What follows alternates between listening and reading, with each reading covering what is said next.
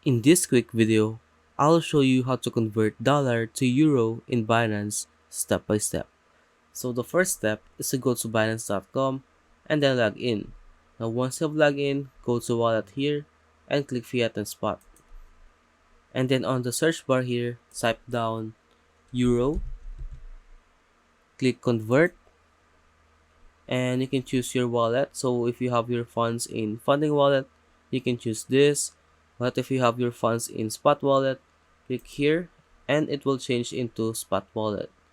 And then click here and then choose your dollar. So if you want, you can use Binance US dollar, or if you want, you can choose USDT. So for this video, we're going to use BUSD, and then make sure that the BUSD that you're going to convert is 1 BUSD and above. So for example, I'm going to convert the maximum amount. Click preview conversion, click convert, go to wallet, go to spot, and now you can see that I have a total balance of 7.63 euro in my fiat balance.